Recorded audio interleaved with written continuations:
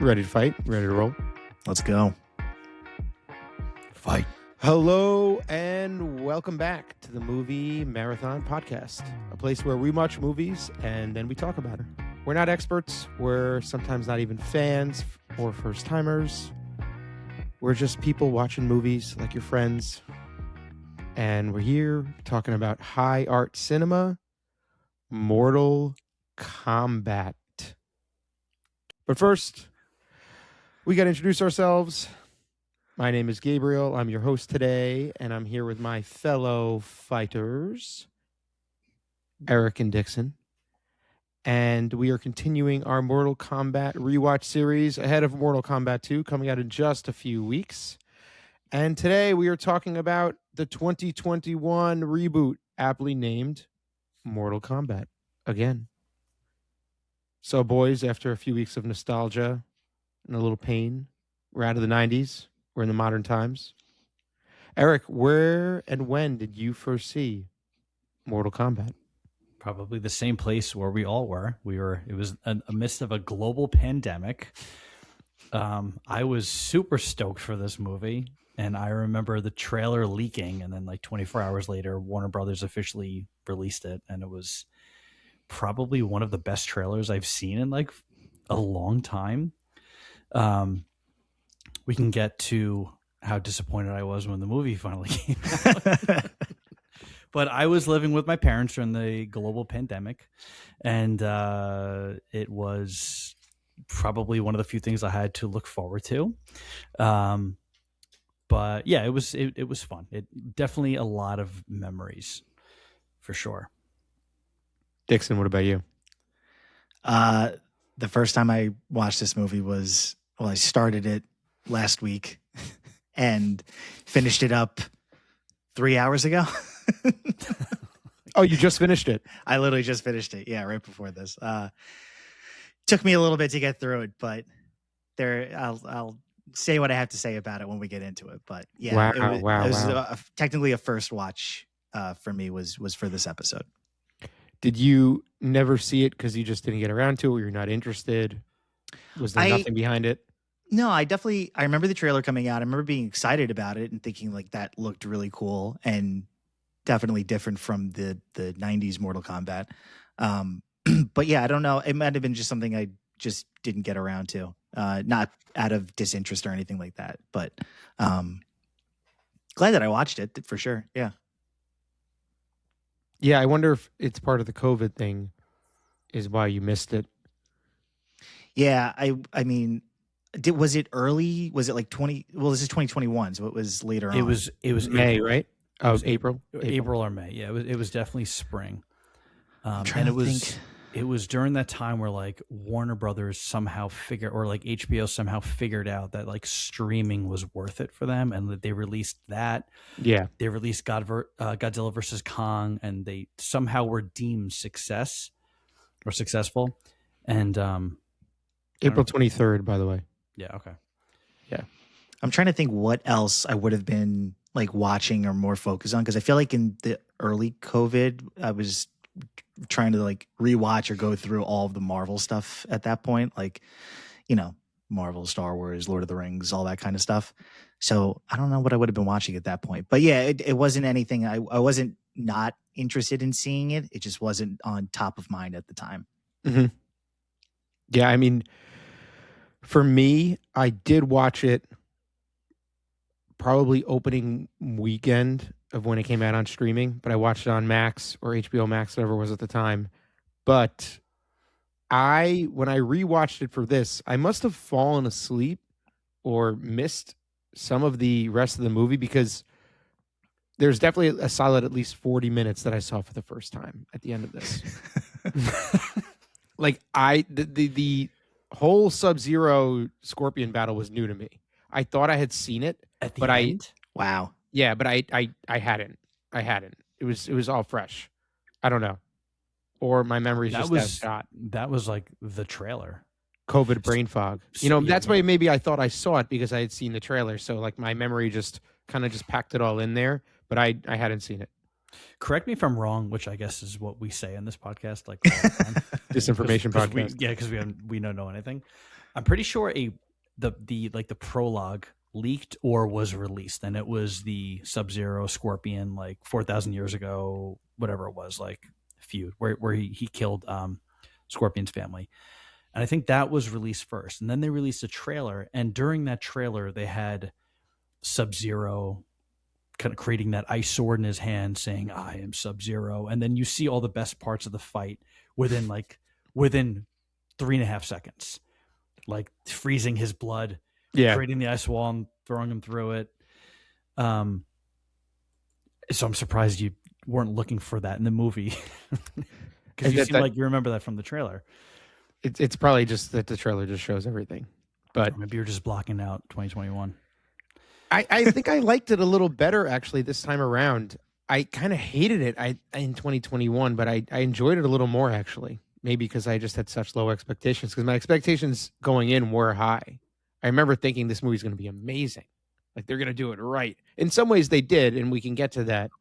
But in a lot of ways, it just also still doesn't work. Maybe we were so helplessly hopeful during the pandemic. Like, yeah, I thought they were going to do I thought it was going to be like a Dark Knight, like what Nolan did to Batman.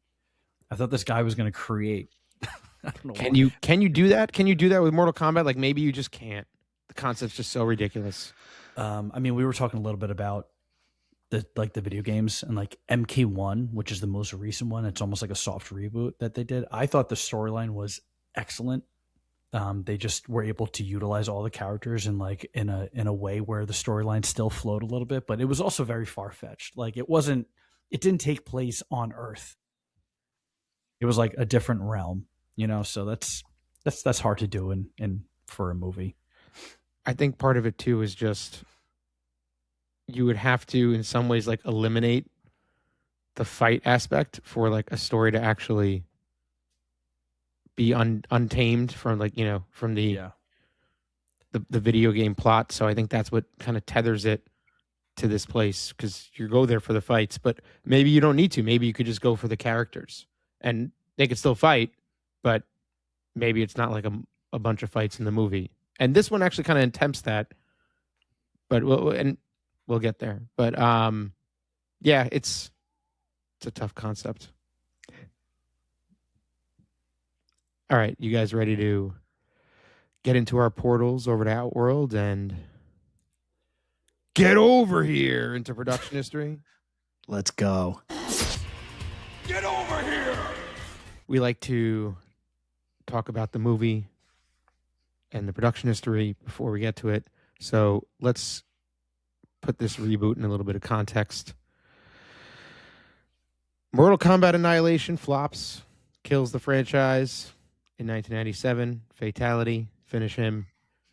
And the series, film-wise, game-wise, was fine. Kind of just kept releasing. There's just constant Mortal Kombat releases over this period. But the movies went into development hell.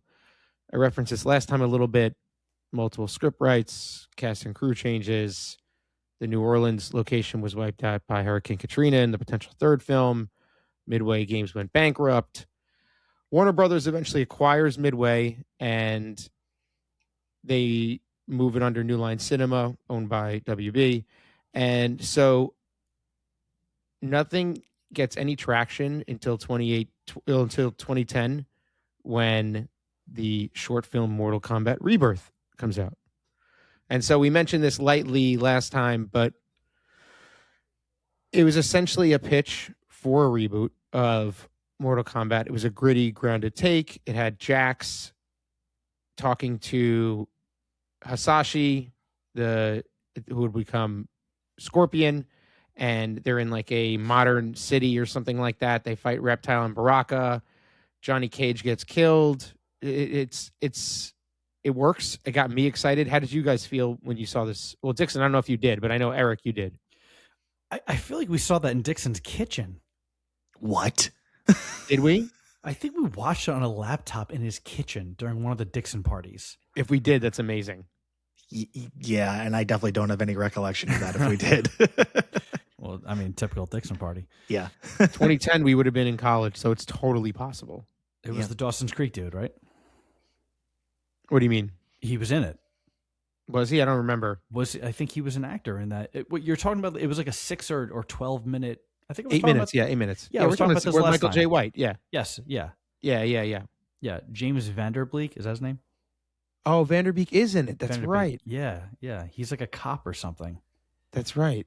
I wanted to rewatch it before this, but I unfortunately couldn't rewatch everything. You're not doing your homework, man. I didn't have those 8 minutes. I could watch it right now, and we can cut and then come back. Like, no, I'd rather continue our bullshit. Okay, so Rebirth gets attention back. New Line gets interested, and they actually hire the director, Kevin. I'm going to butcher your name, so sorry, Kev. Tenkaran. We'll go with Tenkaran.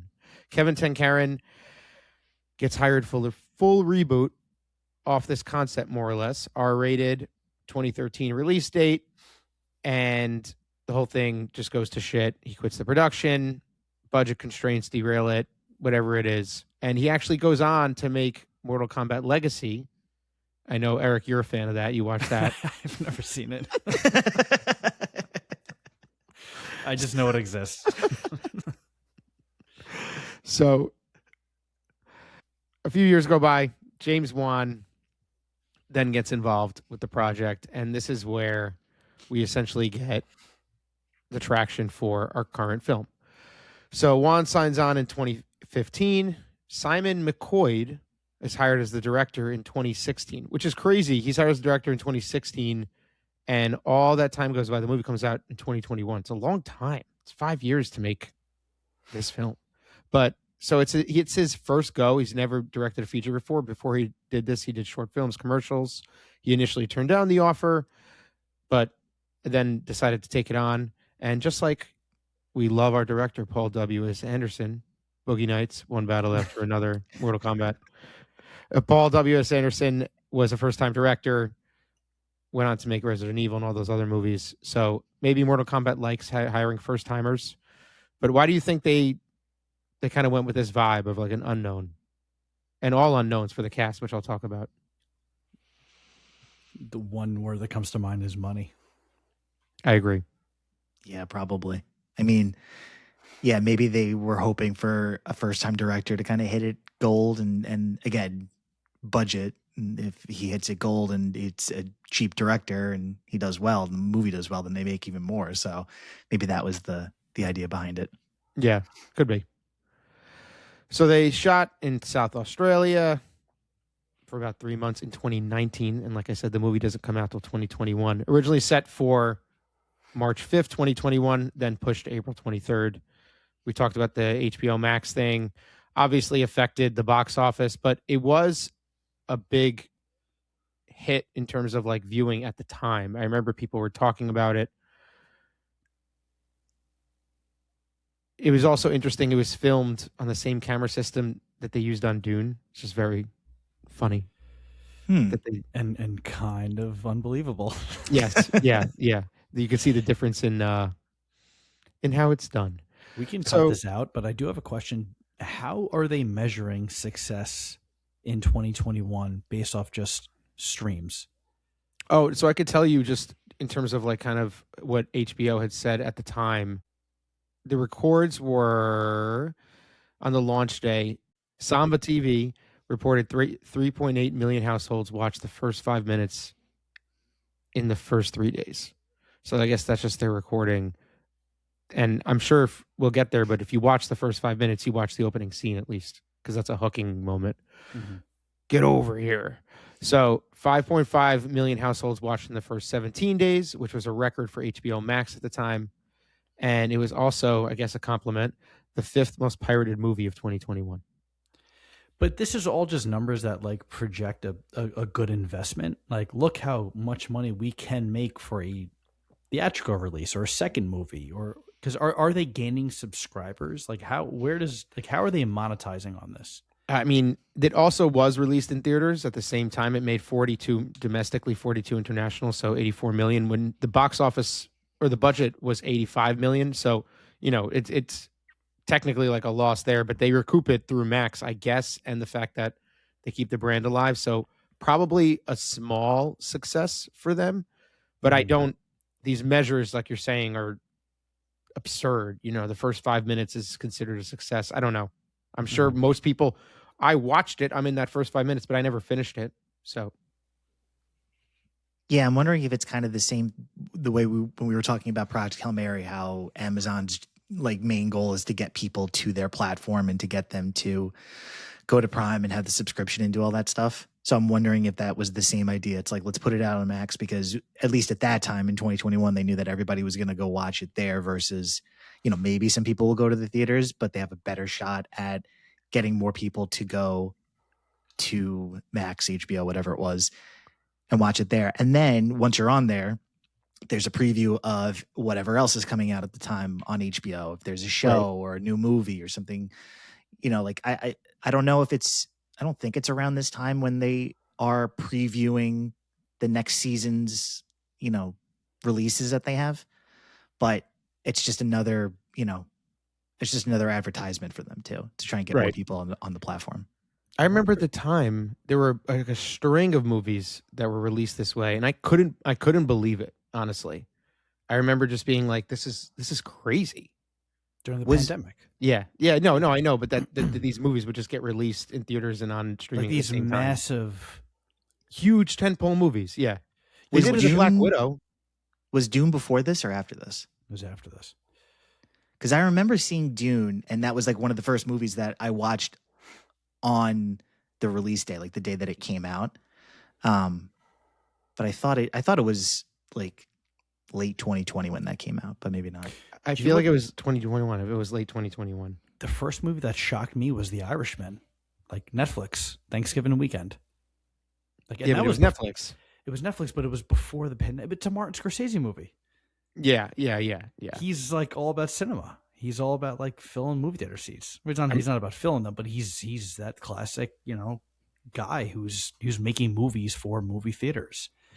And ironically, you and I saw Irishman in a theater. In a theater. Yeah. Second Irishman reference comes up in this podcast. Anyway, so back to Mortal Kombat. I wanted to mention just the R rating. That's something that they fought for in this movie. They didn't want it to get NC-17. Apparently, it's more stuff about like human beings and things like that. But could you ever make this movie PG-13 in a modern world? I say no. I feel like this was the type of movie I wanted out of the first two. Like I wanted the gore level that this movie brought. From the, you know, whereas the first one, it's like how you were saying you can't show human deaths or brutal human deaths. You could show aliens, but I feel like there were still human deaths in this one that were pretty rough too. Also, what would have constituted an NC-17 rating? Like what else could they have done, or how far else could they have pushed it to make it not an R rating? Usually when I think of NC-17, it's usually like a sex related, not gore. I'm not sure. Some fatalities. just more fatalities. Yeah, just crazier fatalities. The director's words, I have a quote in here. I wasn't going to read it, but since we got on here, he says, "You can get to NC-17 territory pretty quick. It's different in a video game when it's not real human beings. When you move this across to reality, a different set of things start to happen in your mind." High art cinema. But like, what about Sorry, Simon. what about a movie like Kill Bill? Like that is brutal and gory, Very violent, yeah, and very violent, and that was an NC-17. But you can make the argument that it was far less CGI. Yeah, absolutely. Every gory scene in this movie was CGI. It was fake blood. And in Kill Bill, it's all humans. It's not like you could even make the argument that it was like, oh, this is a mythical creature or an alien or something. Yeah. I have no idea. But I did appreciate how much like more gory this was, and it felt more like, I guess, more of the modern Mortal Kombat games, at least from what I'd seen, like, you know, trailers and clips and stuff like that. Yeah, you see it right from the opening scene. The gore, which I like, feels like a better take, and that was part of the director and the producers' all stated goals. They didn't want to remake 95. I have kind of thoughts on that too, a little bit, because I feel like they kind of do. in some ways, but they just wanted to make a film that played to the fans while also you have an entry point through Cole if you have no familiarity with the series, which also is something we're going to get to, the Cole character. And I would just want to mention, before we get to characters, one little fun illusion they buried in the production. Jax mentions Cole defeated someone named Eddie Tobias in an MMA fight. This is the Mortal Kombat creators, Ed Boon and John Tobias. It's like a mix of their names, which also... Noob Saibot. I was... I was going to say, Eric, you might know this, but their names are also the anagram of Noob Saibot, which is hilarious. I didn't know that. Mm-hmm. I think we touched on that last episode. That it was the anagram though? No, it wasn't an anagram. It's just their names backwards. But I think you had mentioned that Boone is the name for noob. I was like, well, the other guy was Tobias. Oh, well, now it makes sense. And also the Citizen Cage poster teases Johnny Cage at the end. That's from the real game. It's part of his in-game biography, which is funny. That's cool. Yeah, I like these details. I think they add to it a little bit. So, cast. All essentially unknown. Some are known not in the States, but essentially unknown. So we'll run through the characters and cast a little bit and then get to the movie. But first things first, Cole, played by Louis Tan, ex-MMA fighter. And, like I said, the audience surrogate. Thoughts on Cole? Fine. Bland. Yeah. I don't know why they did that. I don't know why they created a new character. There are tons of characters. Like, just pick one. And he's the only one not from the games. Like, well, no, that's what I'm saying. There are so many characters from the games. Just pick one. Just go abide by their backstory and just go through the motions. Like, it's not complicated. I'm okay that they. I mean, you said that they did not want to reboot 95 or just make a remake of 95. So if they didn't want to do Liu Kang, that's fine. But like, it seems like Johnny Cage is the main character of the second one. Yes. That would have been a perfect main character. Totally agree. That movie agree. It should have been just Johnny Cage as like a washed up actor. Like the first 20 minutes could have been just him. Yes. As a washed up actor, and then all of a sudden the movie takes a left turn, and I would have been like, this makes sense here. Like, this is nuts. Dude, so many actors have like different jobs, or fighters are now actors, wrestlers, and stuff like that. It would have been so easy to just pepper that into his backstory, and it's a slightly different take on Johnny Cage. Or Sonya Blade. Make Sonya the main character, and she's a cop who got hand in your badge and your gun, you're suspended, and then she does this thing, like whatever. Or Jax. Sonya doesn't matter. Like, pick a character and then just have them go through the motions of the tournament and everything. I don't think you need this new character for the audience to connect to. Let's be honest, 95% of the fucking audiences are familiar with a couple of characters of Mortal Kombat. I totally agree. I don't think you need him. And every other character I had in my notes is more interesting than Cole. It's distracting. It's a problem for the film. I think it's what weighs it down. What about the line where Jax meets him at the after he gets his ass kicked in the very beginning, and he says something like, "What's that? Whoa, what's that mark you got on there?" And his daughter or her younger sister. I for some reason can't get past that. It might just be his younger sister. I don't know why, but anyway, she was like, "It's a birthmark," and he goes, "What do you mean?" And she goes, "He was born with it." I also have a note about that. It drives me nuts. He doesn't know how he got it. It's just this dragon thing is just a birthmark. It's insane. But the fact that he goes, "What do you mean? What do you mean when I say it's a birthmark? He was born with it." Well, I think Jax is me. He's saying, "What do you mean that's a birthmark? Like, how could that possibly be a birthmark? Like, what are you telling me?" Could just be a bad performance by the actor. Maybe, yeah. That's probably it. Well, since we mentioned him, he's much lower on my list, but Jax, played by Mehad Brooks. The thing I do like about Jax's performance, well, maybe not his performance, but just the plot, him getting his arms frozen by Sub-Zero is such a So fucking cool. cool thing to do. So cool. Yeah. Such a good idea. Such a good idea. Yeah. I will say I think he was a little bit he seemed a little smaller than the Jax from Annihilation, which was throwing me off a little bit. I'm like, they could have found somebody with or made him look a little bit bigger too, but Honestly, everyone's a little smaller. yeah. They're all like really lean. Yeah. The lean cast. And then also after he loses his arms and they give him like the mini version, makes him look even smaller with those tiny arms. I kind of like the arms though, where they have the like organic kind of I like pull on them. I It like looks the like veins and muscles. yeah, no, and I like the idea of him like starting off with those, and that was his arc was to try and get to like the final form of his powers, but it just made him look less intimidating than he should be. I thought it was fucking stupid, but we'll talk about that later. So Sonya Blade, played by Jessica McNamee. These names, man. Jessica McNamee. More developed here than the other films. I like that she has an arc. The whole thing with the not having a dragon mark is interesting.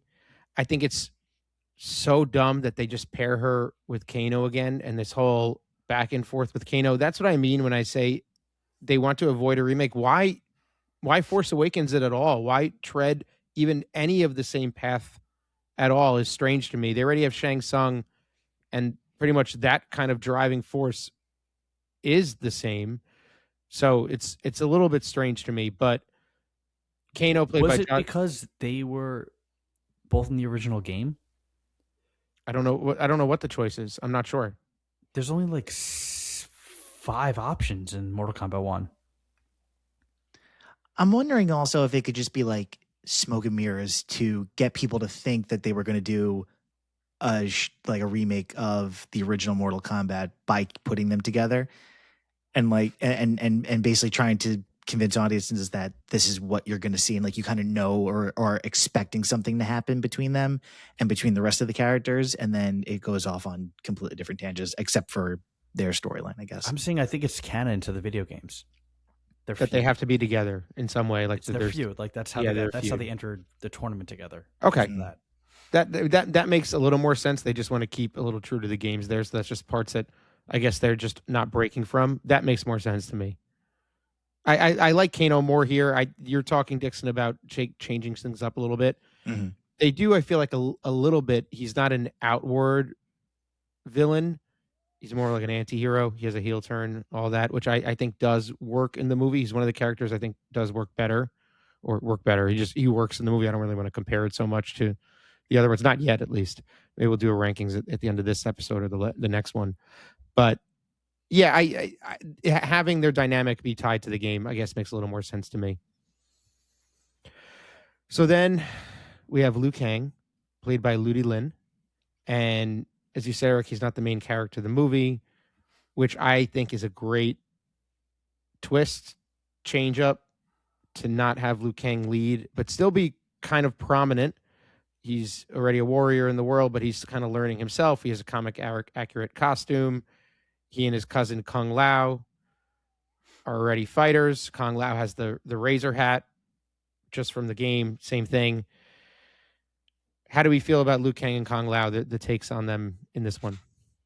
Yeah, I thought they were good. I thought they were interesting. I like that. Like you said, he wasn't the main character, but he was relatively known to people who had at least seen the first original Mortal Kombat. So it was kind of, another way of grounding them along with some of the other characters. But yeah, I agree with you. I do like the idea that he wasn't the main guy, but he was solidified enough to kind of ground the mythology and,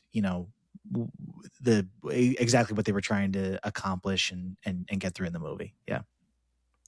I always liked Kung Lao in the games. I always thought Liu Kang was a little too much of a ripoff of Bruce Lee, and I think that they admit that was supposed to be like the inspiration of the character. But I think that's why I always flocked to Kung Lao, and I always thought that he was like unnecessarily missing from the first 2 movies, especially since they reference him. Yeah. Like Liu Kang says in 94, 95, descendant of Kung Lao.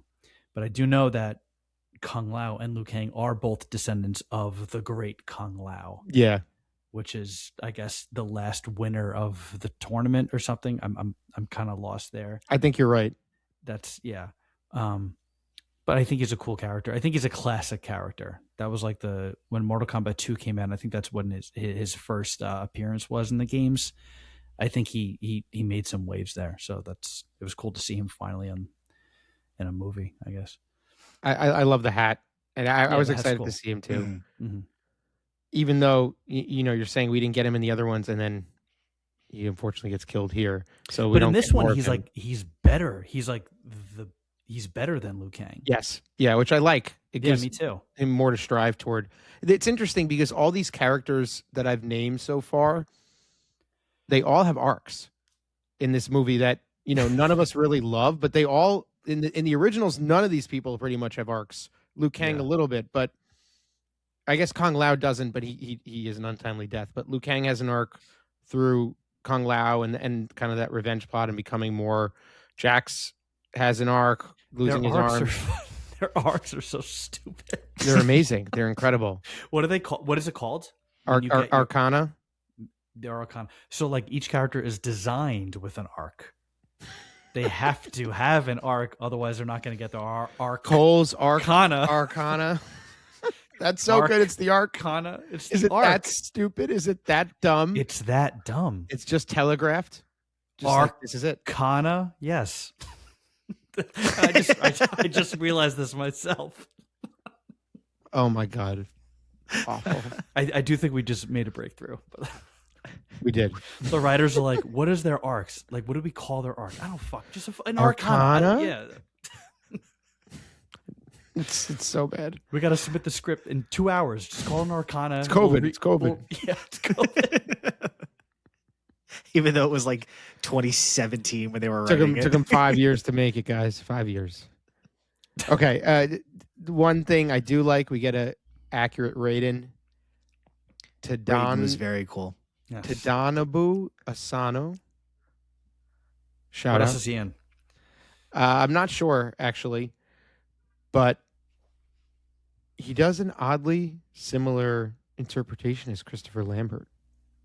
The rasp, the sometimes jokey, doesn't he like spark Cole or something like that at one point? So is Raiden like that in the game? I don't remember him having like a character like that. No. How do we feel about this guy? First of all, I am not an expert in the games. I've played like maybe 5 of them. And I hope you get like thrashed in the I will. And I will. Oh my God, it's going to be embarrassing. I think there are like 12 right now, or like 11. No, I think there are 12, and I've played maybe 5, all before the age of fucking 14. So, did you ever play the Mortal Kombat versus DC Universe? No, it's ridiculous. I think you did. Yeah, I did. Yeah, I remember. Oh yeah, maybe. I think you played that and maybe X or 10. There was one that I played in Hoboken a lot. You were going through a little bit of a combat kick. Yeah. Oh yeah. I was excited when it came out. Maybe it was X we played. What year did it come out, X? I think it was 2010. Maybe later. No, later than that. You might get thrashed. I hope we all get thrashed. The only other thing I'm seeing that he was in is he was in Thor. 2015. I got it right. Oh, was he? Oh, I know. He was in Ragnarok. He was in the original, the first Thor, and then in Ragnarok. He was the guy who was like the person who stood up against Hela. Oh, one of the other Warriors 3? Yes. Sick. The one like after she takes everybody that. down, he's like the last one. He's like, let's go. Yeah. Yep. Yeah. Okay, Hogan. That's cool. Cool. Dixon. Hogan was the character name. Happy Hogan. Oh, okay. I was like, this is very Irish. Okay. Strange. Dixon, how did you feel about Raiden? I liked Raiden a lot. I thought it was I thought that the opening shot where he comes down with the lightning and walks in and takes the kid, I thought that was amazing. It was a great shot overall. I thought the lightning was really cool, like the way he just like zaps in and out. I think he was the best opening scene of all time. Oh yeah, it was great. And I think that he was used just the right amount throughout the movie. Like he wasn't overdone. He didn't seem too, I guess, unauthentic to me. Mhm. Yeah, I really like the character a lot. I think we got through most of the good guys. I want to do this duo, and then we'll do the bad ones. Bad guys.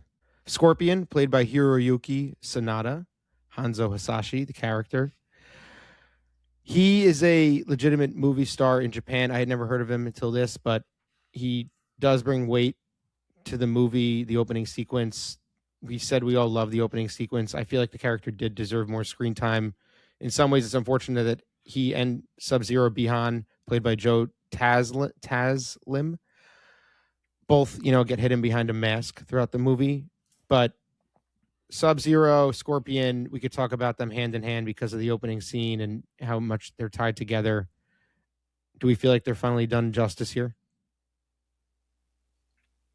I'd say yes. I would have loved to see them more, specifically Scorpion, but like their feud in that movie was fucking perfect. Agreed. Absolutely. Because there is this Mortal Kombat tournament storyline that happens in the video games, and then there's that side plot of, oh, by the way, those guys fucking hate each other. And that's kind of what they did in this movie. Yeah. It's exactly how it's played out. It's like, it's the first thing that happens, and then it's not exactly the last thing, but it's one of the last things that happens. Yeah. And then there's just all the other stuff that goes on in the story in between it. And obviously like Sub-Zero's in it a decent amount, or a lot more than Scorpion is, but he's like the Vader. Yeah. He is like the Vader. And I never looked at Sub-Zero as that. I don't know why I always looked at him as like a moral assassin. Like he only killed the bad guys. The Lin Kuei, like he was like a tough guy, but kind of good. Did you have that? Because you more of an anti-hero, I felt. Not like even a Wolverine. Anti-hero. I kind of looked at him as, at the end of the day, he was doing what was right. But I also Sub-Zero's a bad guy. I also saw Scorpion as a bad guy. Me too.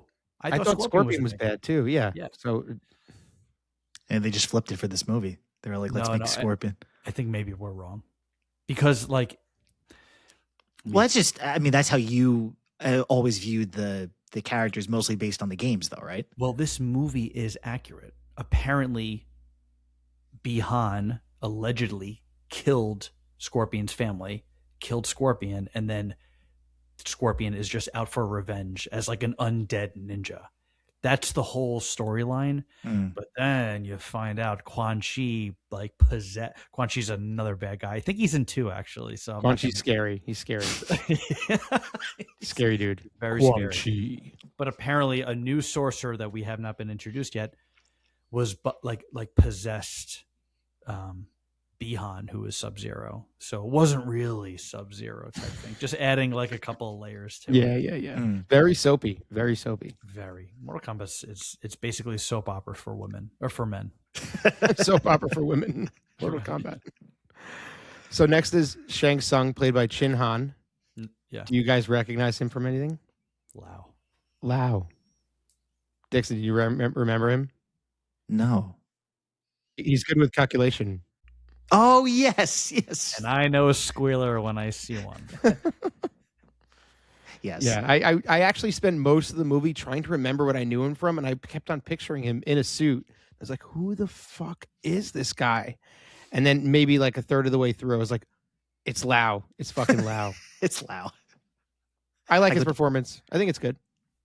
I don't think there was much to the character, to be honest, but maybe we'll get more in 2. I kind of wish he fought a little more, but besides that. Also, are you comparing him to Shang Tsung in 95? No, of course not. Of course because not. I would never. He carried that. Apparently, he broke his back because he carried that fucking movie for years and years to come. Still is. Yeah. No, I would never speak ill. My soul would be taken instantly. So other bad guys. General Raiko. I really don't have anything to say about him. Played by Nathan Jones. So in the game, Rico is more of like a fuckboy, like General. Like he's a little more like suave. So the fact that they chose this is my only qualm with the costume design and choice in Oh, so it's not accurate. Everything else is pretty accurate. No, I mean it's accurate. He's an outworld general. That's kind of basically all you need to know. There's not really much to him, but he usually is a little bit more younger and suave type, at least from how I perceived him. But like I said, like not my favorite casting choice. I mean, he did a good job, I guess, and the costume is not what I thought it would be, but everything else, and I don't want to get off topic real quick, but every costume is Perfect. The best part of the movie is the costume design. Every single character is flawless. Yeah. I agree. I have that. I have that in multiple places. How good the costume and how the characters are done. Specifically with Melina, we're talking about villains. Melina looks so good. I wish we got more out of her, and Natara. Melina played by Cece Stringer and Natara played by Elisa Cadwell. Both look amazing. Pretty minimal impact. They're really just there to fight and move the hero's plot along, but they both look so fucking good. So does Cabal. He looks amazing. I don't like the take on the character, but he looks so good. You don't like the Brooklyn... It's ridiculous. It doesn't fit at all. He is like this, like, oh, mercenary, yo. Oh, look at this guy. Yeah, sorry. He just needed a cigar. It's ridiculous. And his costume, he has the coolest mask I've ever seen. But that's why it's a letdown. I almost wish the character was like mute. I don't know. I guess the Kano backstory is part of their game backstory. Or if he had one of those like laryngectomy devices. Or yeah, anything. Or something a little more robotic. I agree. That should have been obvious. It was Instead weird. They got this like 1930s Brooklyn pizza delivery guy. It's a weird choice. It was so bizarre. But speaking of arcana, it's cool that he was completely burned by Kano, and then Liu Kang ended up killing him with fire. Oh, that's cool. Actually, I didn't realize that was a mirror of that. That's cool. But yeah, I didn't like Cabal's performance. Dixon, you a Cabal guy? No, I agree. I mean, I wanted this to be like, which one's Cabal? There's actually not that many characters in this. No, one. Cabal was actually one of the ones I remembered. But yeah, I think it was, I feel like they could have either done more with it or they could have toned down the character overall. I'll mention Goro, but I really don't have anything to say about him because he has no character at all. Did he cost him $1 million to make? Pretty sure he's entirely CGI. I don't think there's an actor for him, but I think the director said it cost like $6,000 per second just for him being on camera. Shut up. Why is Goro so expensive? It's ridiculous. Well, the CGI. Obviously, yeah, but I thought you were I like at first when you said that I thought it was how much it cost for like the IP of that character was like $6,000 a second. No, I mean he looks pretty good. I gotta say he does look good, yeah, but he just doesn't have a lot to do. He just fights. I thought they did him a disservice. I think Goro was he was the final boss in Mortal Kombat 1, the game, and clearly he was a big character in Mortal Kombat 95. So I don't like Goro. They just sent him out to be just some like ogre, some like brute, like a cave troll. It was just like go kill him. That's all he was there to do. And he's known as Prince Goro. Yeah, like he's royalty. He's got a lineage, and I don't like it. They just sent him there and got killed immediately. I think that sucked. Yeah, it was a letdown. They do call him Prince Goro in this, which I thought was cool. I was like, when I was rewatching it, I had forgotten how little Goro was in it and how less of a part he played. He essentially just is there for Cole to find his arcana. That's it. It's a letdown. Yeah. He's just a monster. He's just a before the boss, you got to kill this guy. It kind of reminded me of that scene in the first Hulk where he's fighting the mutant dogs in like by the river, like in that cabin. Like it kind of reminded me of that scene. Yeah, like a mindless villain. Yeah, that didn't matter. Yeah, they should have. You know what they should have done? I'm really nerding out right now.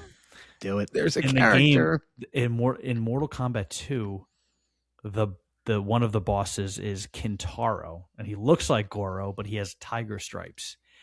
But they don't really do anything with him for the rest of the entire franchise. They should have done him.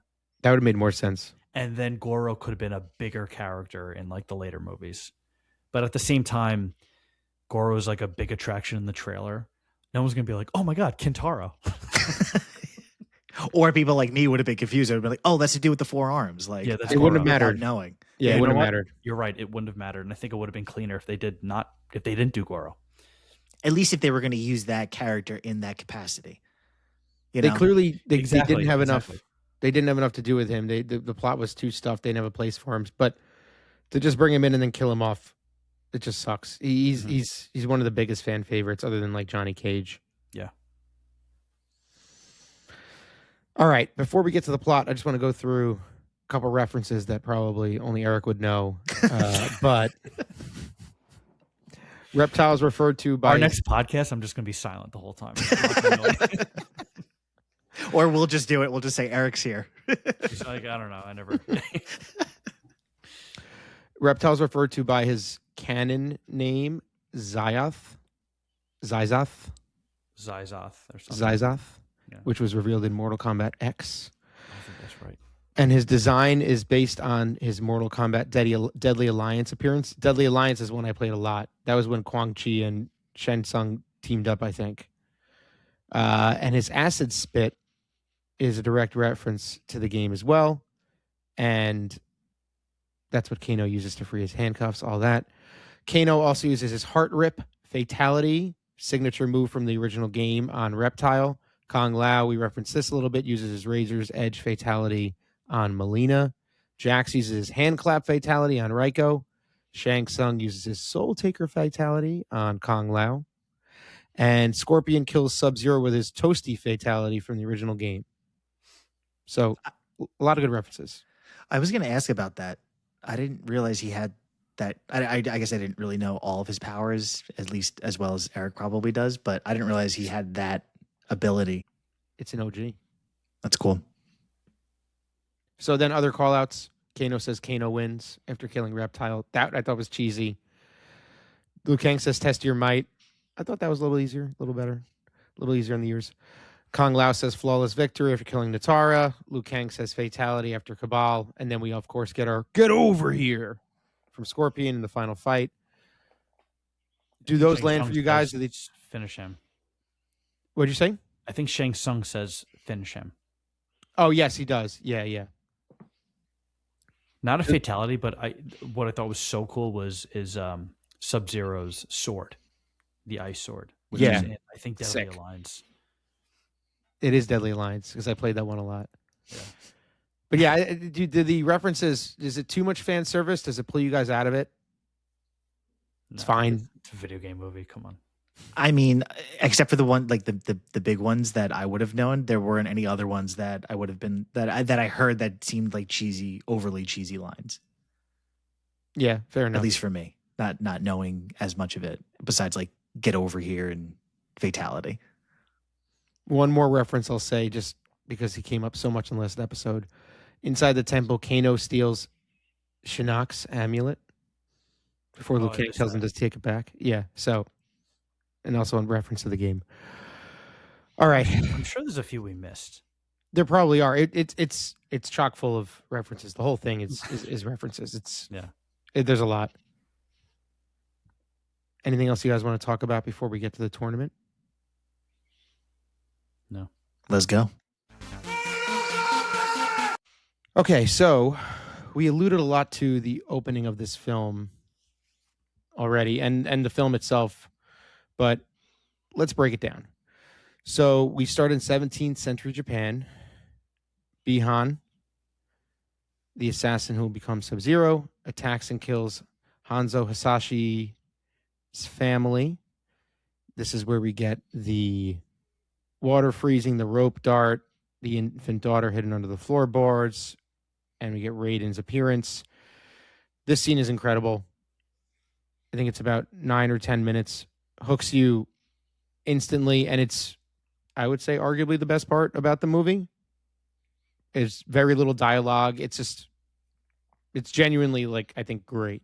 And probably what they kind of built the whole pitch off of, and I feel like the movie because everything else doesn't really live up to this, even the final battle. What do you guys think about these opening minutes? I don't have much to say about the detail wise, but just what do you guys think about it? Exactly what I was hoping for in a Mortal Kombat movie. Like the fights, the gore, the intensity, a little bit of mystery of not really knowing what's going on, at least from somebody who's not, as hardcore into Mortal Kombat, but it hit on all the things that I was looking for in this kind of a movie. It's so cool to finally see the mythology instead of them just like referring to it. Yeah, right. Like this is like Sub-Zero referring, like, while he was in the Lin Kuei clan, which is a group of assassins. Like we're finally getting that, which is cool. And it was perfectly executed, I think. It's kind of like the anchor of the film. It's the beginning and the end, and obviously Cole's character and his lineage plays into that as well. Do you feel like the film pays that off enough, or does it almost feel just like bookends?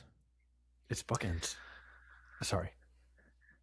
No, I was going to agree with you, and I think that's probably for the better, because that's what you're kind of waiting for that to come back at some point, and the fact that it doesn't, they almost just tease it a little bit throughout the entirety of the movie, and the fact that it comes back in the end it just pays off really well. So yeah, I mean, would I have loved to have seen them fight more or more of both of those characters? Totally, but I think that they handled that storyline the best way that they could.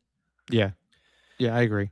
I mean, he picked up a fucking gardening tool, and that is and you knew right away, like when he was using that tool, or his wife, I forget who was using it, in the dirt. You're like, oh, that's fucking Scorpion's spear. And like yeah, right, like it there was just so much excitement. It was building and building and building, and then, as a fan of the franchise, you're like, this is what we have been waiting for. Like we're dying to get a backstory here. I'm gonna get electrocuted for saying this, but J.J. Abrams' Star Trek, like I think it was 2009, where they kind of did a background of Kirk and then Spock and maybe somebody else.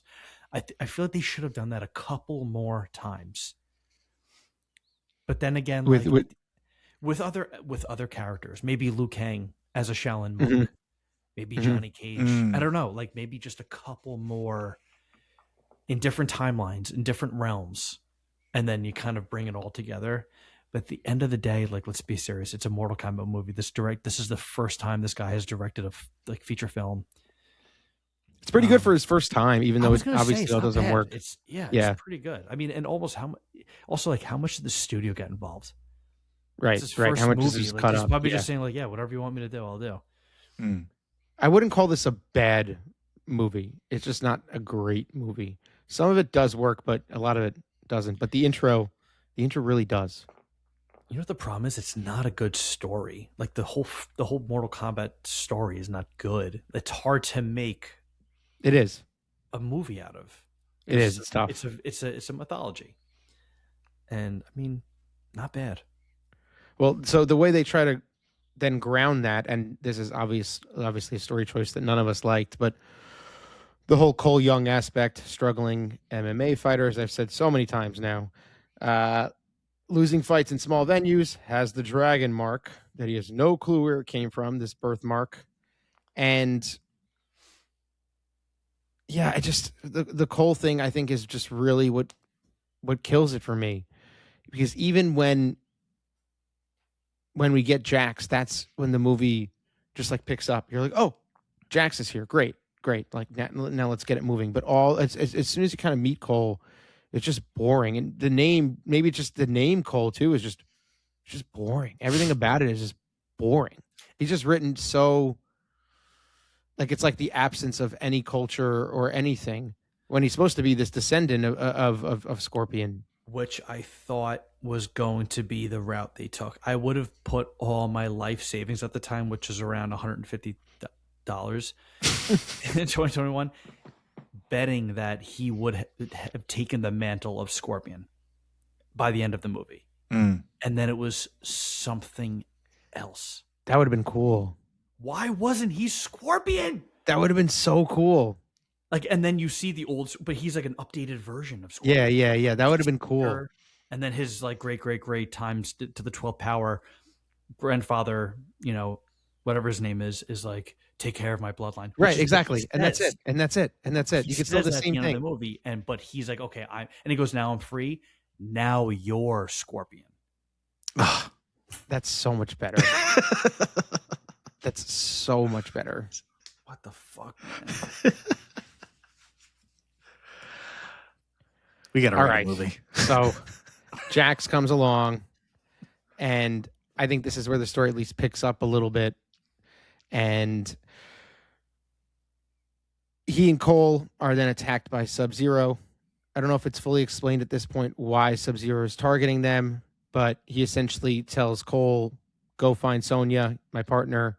And this is the cool scene where they fight. And again, Sub-Zero freezes Jax's arms. So fucking striking, just like a shock right away. Earn that R rating if we're going to get it. Just, I love that. And I love that it's then built into Jax's character. And you don't see him for a while. You only see him later at the temple. I don't think they explain how he's picked up. Raiden, I guess, just nabbed him somewhere. But yeah, I think that's such a cool part of his backstory that ties in Sub-Zero into it.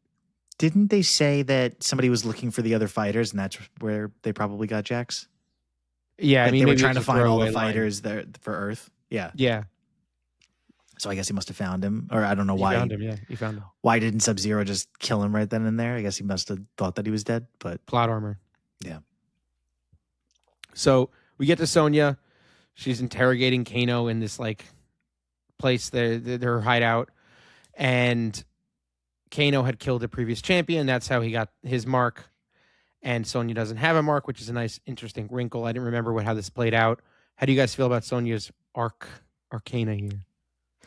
I think it was, I was going to say, I think it's pretty close to, well, I mean, I guess not exactly how she was in the first movie, but I think it made sense for her. And it was cool to have somebody included in like the fighters that didn't have, or that wasn't expected to get powers initially. And I think she did a good job of like playing that character as far as like her fighting abilities too. Like felt like she always gets her ass kicked, even when she's holding her own in a fight. Like she's always getting like she's always beaten up like just to the point of breaking, and then she ends up holding her own. But yeah, I thought it was well done. I feel like it would have made more sense for her to be the main character, at least for this movie. She didn't have a birthmark. Right, she didn't have the mark she was born with. So like we could take the whole story through Sonya's perspective. How does that not make sense? That, Eric, you could have definitely written a better version, because I love that idea, honestly. Like have her the main character, because she has a good arc. Yeah. And she's like, and she starts with like, it probably starts with maybe the whole Scorpion Sub-Zero thing would have been perfect prologue. And then maybe Sonya, like a little backstory of Sonya and why she hates Kano. And then maybe someone else. And then it starts with like Sonya waking up in a green room, like in 95. And then there's nothing wrong with that. She doesn't have the birthmark. She's not tied to the lineage or the mythology. And we'll just kind of get it from her perspective. That makes sense. She's just so happens to is now involved in this tournament because she is snooping around too much. Yeah. It's fucking perfect. It's easy. It's much more organic. And it's still cliche. Like it's yeah. Soft. Yeah. So at this point, they're attacked by Reptile. We get like the lizard kind of Spider-Man looking reptile version of him. As a Reptile fan, Eric, how do you feel that we don't get like Ninja Reptile? We get Monster Reptile. I'm cool with this. You're okay with it? Yep. I always want more ninjas. Yeah, I know. But in the games, they all started as like Red Ninja, Blue Ninja. Yeah, Ninja. right. As the game expands, they're starting to kind of just cover their face in different styles. Mm-hmm. They're not necessarily all ninjas. You know what I mean? Yeah. Like Ermac, we talked about, he's like a sorcerer. So he's got like a cloak and like a cloth covering his face. And sometimes you see his mouth. And it's like, he's not even a ninja anymore. Yeah. It's kind of cool, though. You don't want a bunch of rainbow ninjas. I just want to see how I would love to. Yeah, we talked about this, get all their backstories. Imagine centering it just all around the ninjas Yeah. and how they all come together. I mean, I told you, like, his family, like, that species were, like, enslaved in Outworld. Yeah, So Sizoth Sizoth. was used as a weapon to save his family. Like, if you do this, then I'll release your family. Right. Fucking cool. Yeah, it's way cooler. Yeah. So this is also the scene where I mentioned Kano's fatality. He kills Reptile, punching through his chest, ripping the heart out.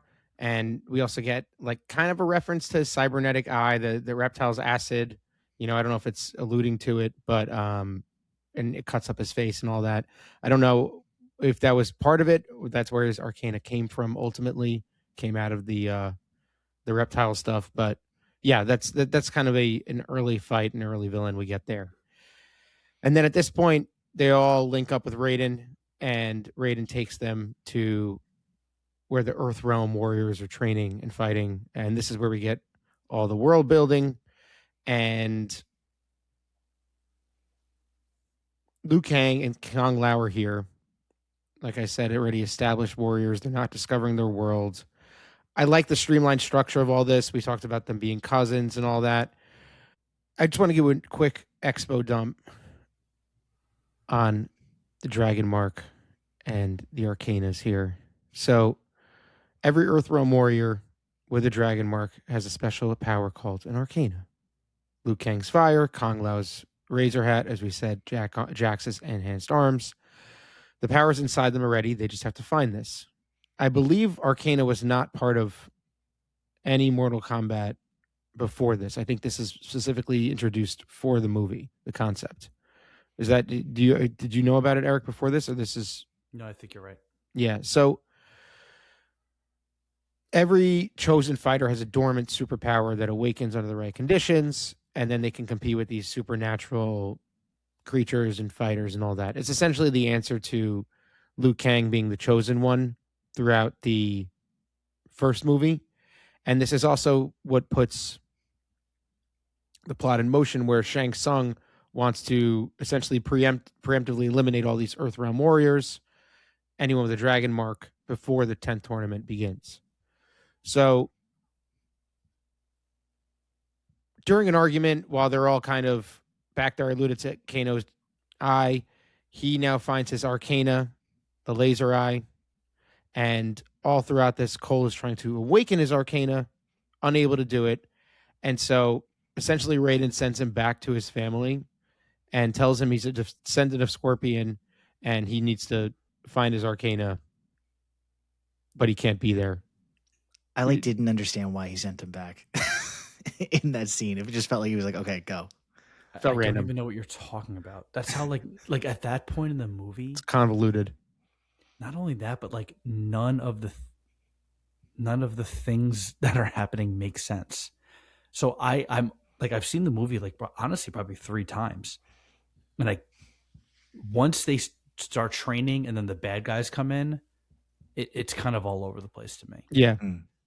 Well, they're just kind of constantly intercutting between Shang Tsung and the good guys, but it's just, it doesn't really work. It all is supposed to kind of lead up to this scene, and this whole sequence does work, but we're essentially like most way through the movie now. We have this big sequence where they all attack. They have like the regroup, then the good guys all go and fight, and then there's the Sub-Zero Scorpion, and that's the whole movie. It falls apart very fast. Yeah, it does. It gets after all the character introduction, it gets very boring. Yes. And then it falls to pieces. Because I think the focus is on Cole and this whole finding your Arcana thing. All these people have interesting shit going on. Yeah.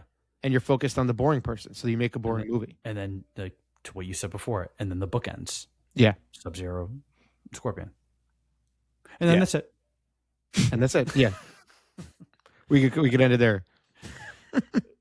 Continue all right, your thing though. So this is the big scene, the assault essentially on their temple. Shang Tsung and the warriors go after them. Raiden's energy is first able to keep them out until Cabal turns Kano, and Kano heel turns. We talked about this a little bit. I like the heel turn. I think it works. And then this kicks off the whole battle. Natara gets killed by Kung Lao in that hat fatality, which I love. And then Shang Tsung kills Kung Lao, takes his soul. How do we feel about that? I wish I was a writer in this movie because I would have done it from Sonya's perspective. I would have had a backstory with Cabal, Kano, and Sonya. I would have had Cabal get burned or something, and within the first 20 minutes, like that's not hard to do. And then he comes back as Cabal, like, oh, that's Cabal. He's back, but now he's in like a mask. We don't get any like of that. Breathing We don't get apparatus. any of that. But and you're supposed to just like, okay, that's okay. We know who. I guess they must have worked together with the Black Dragon, but I think that should have been how it was written. It should have so been many all better about options. Sonya and the Black Dragon. Just a little bit. Like that's the main story. And then you can get on to this like bullshit with like the Shaolin monks, Liu Kang, Kung Lao, and Raiden and whatever. But you don't need a Cole character at all. And that scene with Cabal coming back would have been so much more effective. Like, oh shit, he's not dead. He was burned. But you get none of it. You get none of it. No. I mean, that's what I'm saying. Like J.J. Abrams of Star Trek, like get a little backstory, a bunch of like characters, and then they can all come together. Very complimentary of J.J. Abrams today. I fucking hate that guy. Dixon, how do you feel about the big assault battle? How do you feel about J.J. Abrams? How do I feel about I'm not JJ? kidding. You love J.J. Abrams. You love him. I love JJ? No. Another episode. What do I add? How do I feel about what exactly? The big battle. The assault. Killing Kung Lao. Jax also gets his arcana here. His arms like grow in more. All that. There's a big battle. Then there's a pause. They all meet in like the void. And then Raiden says, all right, we're going to fight all these guys individually. Or Cole says, why don't we just take the battle one at a turn? time. Yeah. And what Then I we'll all understand take is- Sub-Zero. Yeah. Dixon, I don't want to hijack your answer, but there are two separate battles. Yeah, there are. Somehow 3 or 4. That's what I was confused about. I was like, which one of those sections are you talking about? But yeah, I thought they were good. I again, like I said before, I wanted the hardcore fights with a lot of gory, brutality, and that's what I think you got in. And again, in sections of this, there were some fights that were a little less, and then some fights that were like almost over the top. But I wanted more of that, and I think I got it compared to the other Mortal Kombat movies. But again, yeah, we're just talking about it now, and I'm confused about which sections we're talking about, except for, again, the bookends, the first one and the last one. So Yeah. they would have That's cleaned tight. that up. I definitely would have made it a little bit better or a little bit more interesting. But yeah, I enjoyed them. I enjoyed watching those fights, and yeah. So the other fight before we get to the big battle is Goro versus Cole. Just even funny to even like to say that. And we talk so much about this, but this is where Cole unlocks his arcana, and he gets kind of a suit of armor, which is not, I don't think it's a bad kind of gift to get. But he also gets a set of knives. They're called tonfas. Kind of like Baraka, honestly. I thought they were a little too similar to Baraka, and I know he'll be in 2, which I actually have not seen the trailer for, but I want to kind of go in as spoilerless as possible, but I know Baraka's in that. How do we feel? I know we already ripped on the fact that Goro doesn't have a character, but just looking at it in terms of an aspect of a fight, how do we feel about this fight? Cool fight. I kind of wanted a little more out of Goro. I want kind of more of a speaking role. Definitely, yeah. But I also feel like he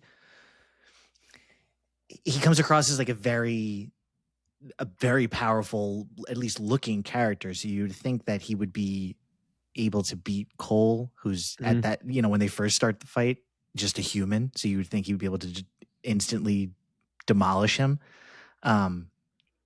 So yeah, I kind of wanted a little more out of it, but I thought it was fine. Goro should have been in it since the beginning.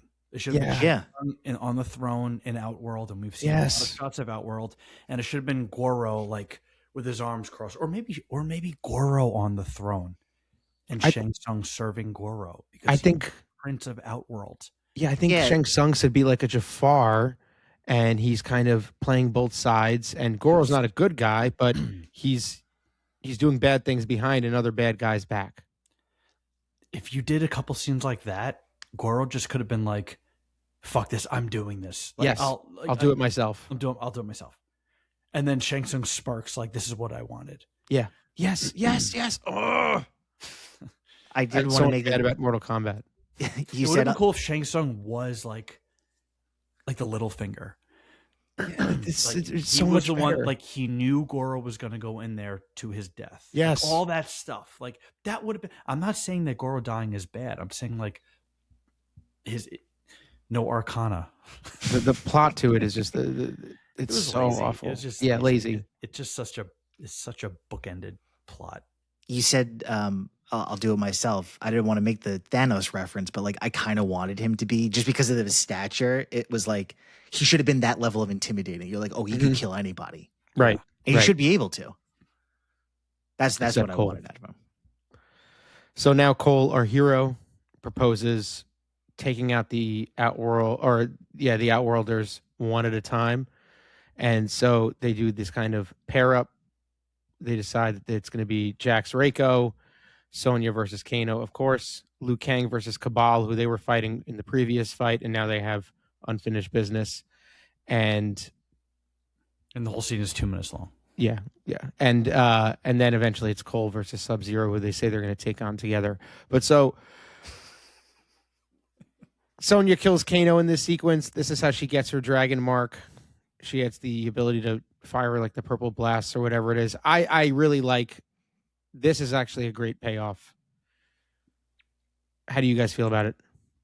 Like her getting the mark through Kano. The mark. Yeah, that was perfect. Yeah. And it does still, it kind of ties into the first movie, because she beats him in the original Mortal Kombat. So I kind of like that. That's like a little bit of a nod to that one too. But yeah, I like the payoff of how that's how she gets her powers. What about Raiden? Do you guys feel like he should have fought? Were you expecting him to in this final area?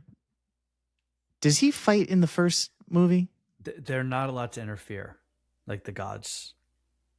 And so I think, did he do anything? Did he like, besides the protection, whatever? No, I don't think he does any fighting.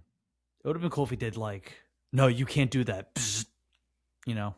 Yeah, broke the Like rules. defense. I mean, Raiden breaks the rules. Not break the rules, like no, for like stopping somebody like Shang Tsung from breaking the rules, and then like shocks him against the wall. Like you can't do that. Mm-hmm. Like an enforcer showing, more so than a fighter. Yeah, like a referee. Mm. And I mean, they didn't do that. There's a lot of things they should have done. I mean, at the end of the day, whatever. I have final comments I'd like to make. So just At the end of the day, whatever. Put it in quotes. We could talk about the Liu Kang Cabal fight, but we already mentioned the fire and all that. It kind of blends into everything else. It's pretty quick. And then, yeah, the bicycle kick. I do like that they had the bicycle kick. That's nice. Mm-hmm. And then this is also kind of the point where I know they played into the plot, like the whole point is kind of avoiding the tournament, but I kind of realized there is no tournament in this. It's just a bunch of kind of random, not partially random, but it's just a bunch of fights that happen at the same time. Does that bother you guys at all that there's no actual structured tournament in this? No. But maybe that's why there's like it's rudderless. The whole movie feels like filler to me. Yeah. Again, I mean, like, I haven't seen 2 yet, but it seems like this should have been more of an introduction. Imagine 2 is incredible. It like solves all these issues. But it's doing what we wanted. It's taking a character we already know through his journey. Johnny Cage is going to be the main like antagonist, protagonist. Yeah. It's got to be better too. Like he's not going to suck. They finally cast someone that has a name, so it is interesting that they went that route. Yeah, and again, you didn't see the trailer, but the fucking costumes look perfect. I'm gonna watch it. I'm gonna watch the trailer now. Shao Kahn looks so cool. I'm excited. I'm really excited. It's funny that they're just kind of following these beats again, though.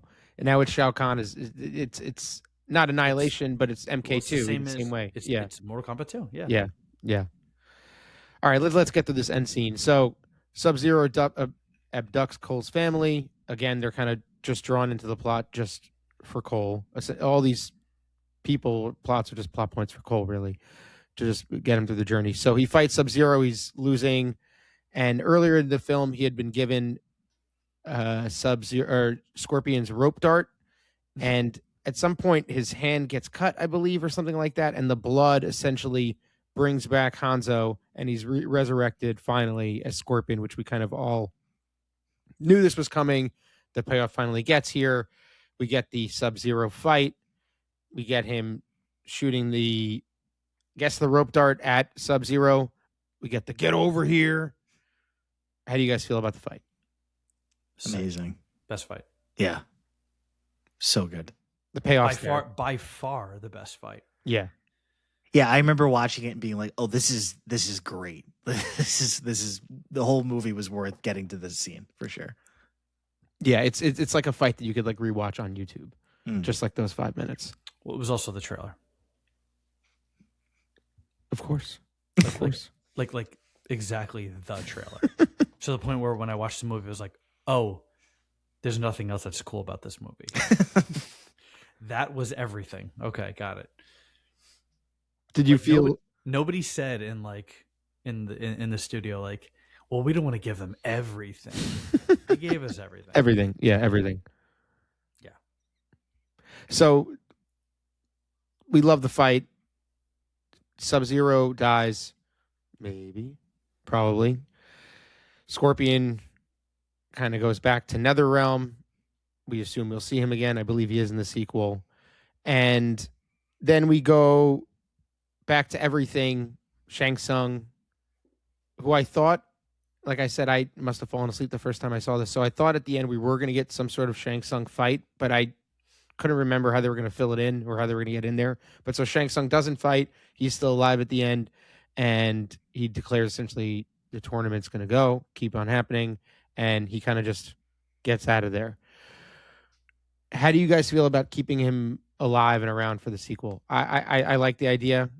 Don't underutilize the character. They already underutilized Goro and a few of the others. What do you feel about it? I think it makes sense to have some continuity with the characters from the first one and the second one, especially on the villain side. Yeah, and like they still could have used him a little bit more or utilized him a little bit more. Maybe have him fight once. Maybe it doesn't have to be Raiden. It could have been somebody else. But yeah, I think it makes sense to have that cross, bring him over from this movie into the next one. Mm-hmm. He's just generic bad guy to me. I think in the game, and again, I could be wrong. I think in the game he was like a fighter you can choose, and he was like a final boss that you could like fight, or like after Goro. Again, I never played the game, or I was too young to like, too young to actually beat it. But I think he turns into like a very old sorcerer, whereas instead of the player that you can choose is like a younger fighter. So like it kind of shows his true colors, similar to 95. That's cool. Like I think I know what you're talking about. He's somehow showcases himself as like a younger guy and then turns into his true self at some point. I don't know when that is though. Again, the comments they're gonna light us up. It's gonna be 0 comments. But it would have been cool to see some of that, because instead he was just like he looked like an emperor. Yeah. Which he was not. Still, costume was cool, but I think I wanted something. He seemed like he was more royalty instead of like a fighter. Priest, or Shang Tsung's like a priest to like Shao Kahn, kind of, a sorcerer. Yeah, I think maybe we'll get more of that in the next one. Yeah, I hope we do. I doubt it. All right, so before we wrap this up, we did this in all the other ones. Best fight, Eric, you said the last one? Yeah. Dixon too, the last one? Last one of the first one, but probably last one. I would say first one just because it feels more authentic, like the vibe. I kind of wanted a Mortal Kombat. But yeah, I would probably say that, and I like the Kano reptile. I think it's pretty cool. Kano, we never really talked about his character a little bit, because we're trying to just get through this, but A little bit of comic relief. I was actually pleasantly surprised on how like entertaining he was. I thought he was one of the better parts of the movie. Yeah, for sure. Yeah. And it wasn't that corny. Like he was actually like, oh, this guy's actually pretty funny. It worked. No, most of it worked. Where Yeah. you feel like it was corny in the 95 one, even though none of it translates. Well. Now look at that beauty. Imagine we just got the same performance. I actually love that Kano. So bad. His metal eye was so bad. It looked like they took like a pair of sunglasses and just cut it like halfway. Literally. They were like, Yeah. I'm pretty sure you just wear that. Yep. Oh my god. I kind of thought that Kano in this movie, I think he was hilarious. I think he was like great comic relief. But there was one part, I think when they were at the dinner table and they were talking, and it was just him just yelling at everybody and just cursing. Where he gets his nonstop. arcana. Yeah, like right before he gets it, that was kind of like, all right, this is too much, dude. Like, pump the brakes a little bit, you know? Well, that's when he wants his egg roll. Yeah, right. The egg rolled so bad. He was just yelling at everybody at the table. I think it's Arcana.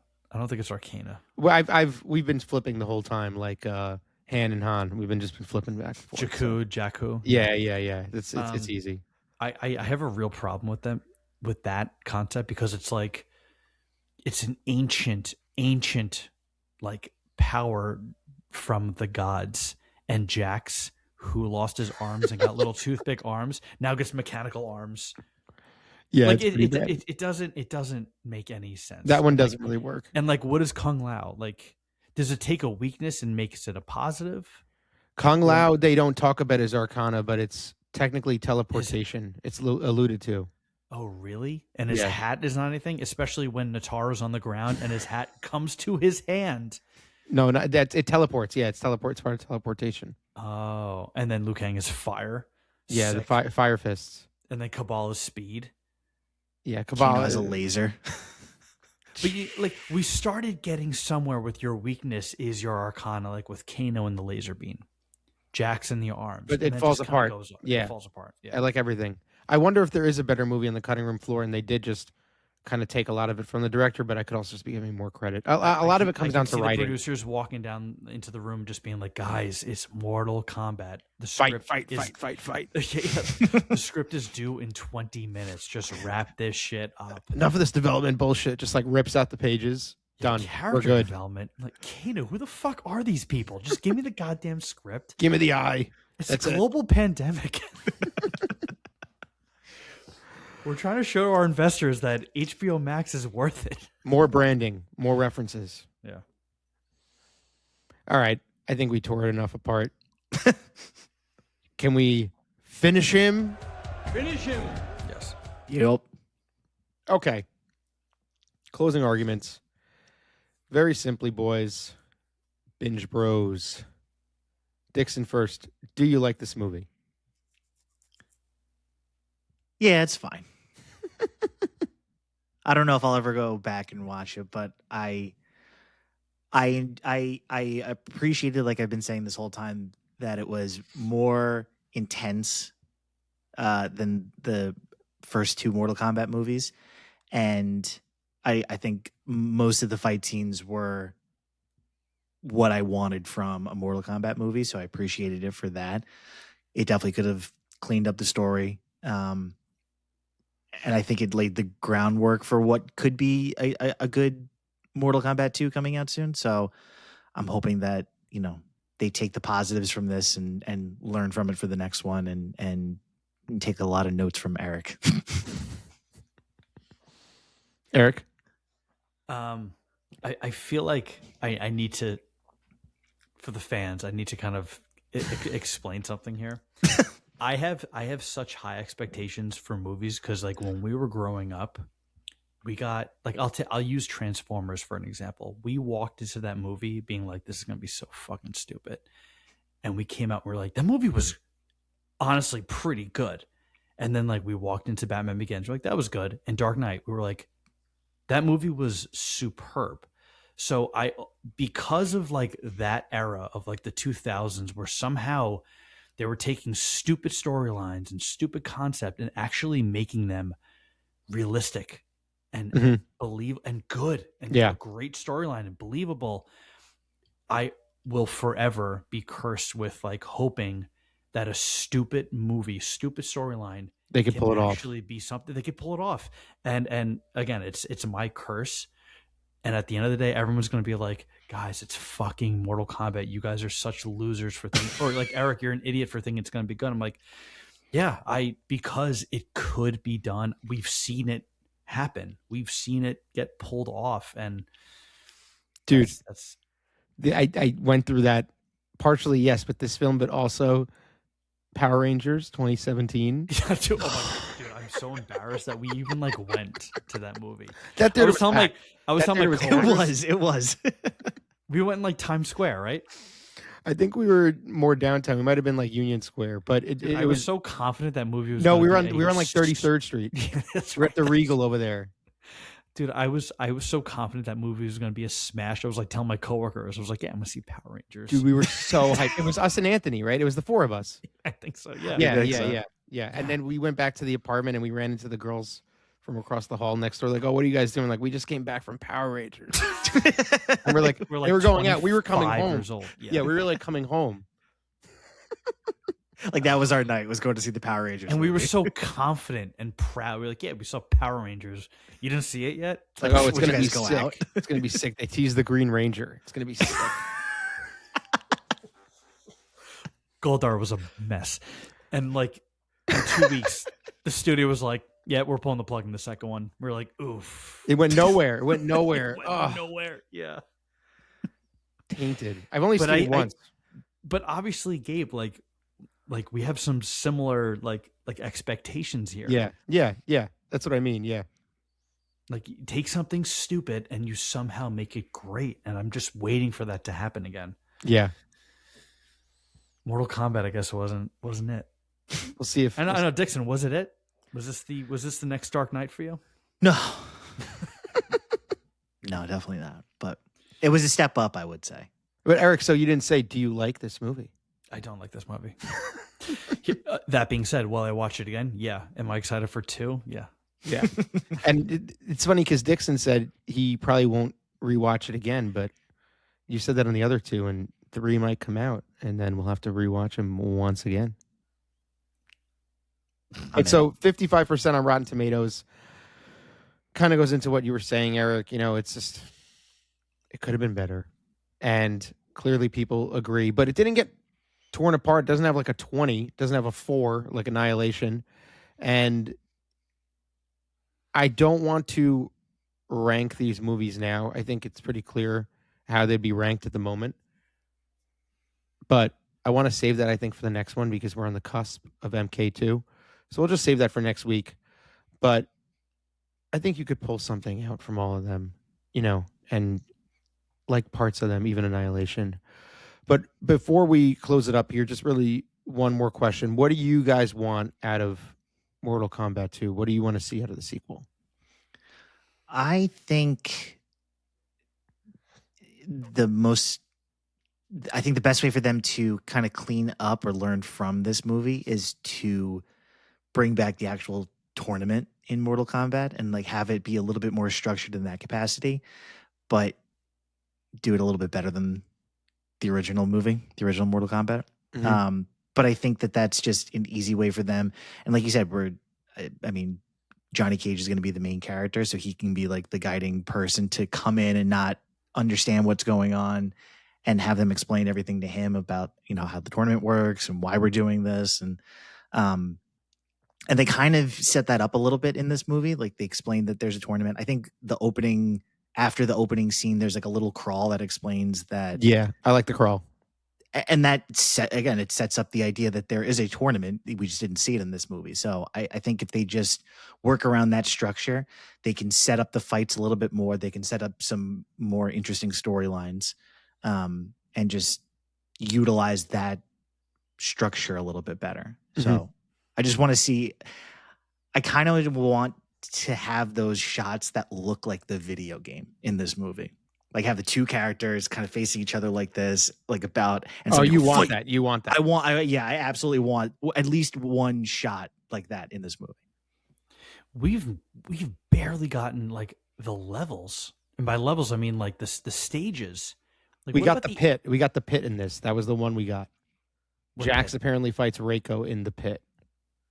Oh, you mean that like 12 The and a pit, half bro. second? Yeah, the pit, okay. man. The pit. Yeah, that really resonated. I feel like even MK95, we barely got a tournament. There was 4 fights. Yeah. It was Goro and the UFC fighter who died. What was his name again? Artline. Goro and Johnny Cage, right? That was another one.